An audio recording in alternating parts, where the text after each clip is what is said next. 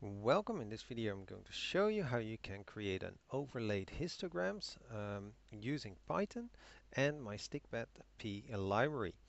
I'm using Python version 3.12.7 currently in a Jupyter Lab notebook.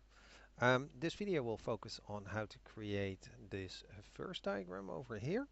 Not so much on if you should be creating it or how to read it, just how to actually get one of these. For the other ones, I have separate notebooks if you're interested. Now, to show you how this can be done, I need to load in some example data. So I'll load in pandas first, and then a data file from my website. I load in as a data frame, but actually I don't need all the data. I will only need two fields, a numeric field and a categorical field. For the categories, I'll be using gender, and for the scores or the scale field, numeric field, the overgrade, which is the overall grade. The categories, as you can see, the only genders chosen were male and female, so in this case that makes it easy to overlap the two. Now my library itself is available via pip install, but then the full link to my website where I have a tar.gz file with the library in there. Once you've installed it, you can import it just as any other library.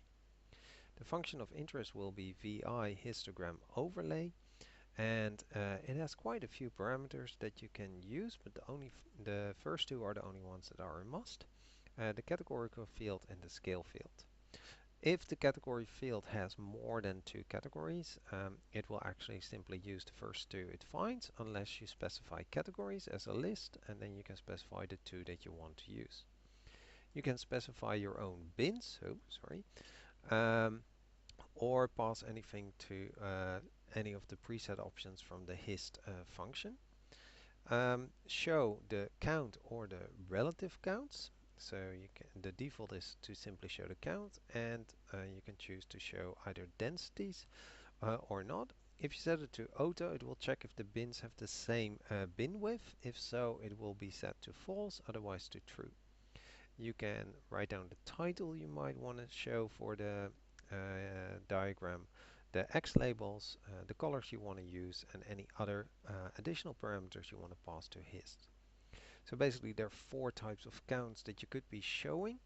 So let's have a look at an example. I'm using here breaks. These are my specified breaks. I feed it the categories and the scores.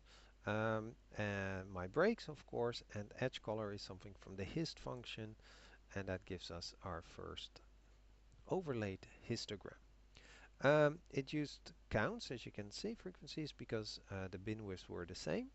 If they aren't, as you can see here, and I set therefore density to true, it will actually do that automatically. I will get the frequency densities. If I want to see percentages, then I set density back to false, and it will show me the percentages. Especially with unequal bins, I wouldn't recommend doing this though. What you can do is the relative frequency density. So then we show the relative, and density is true, and we get ourselves our result. Alright, I hope this video was helpful, and thank you for watching.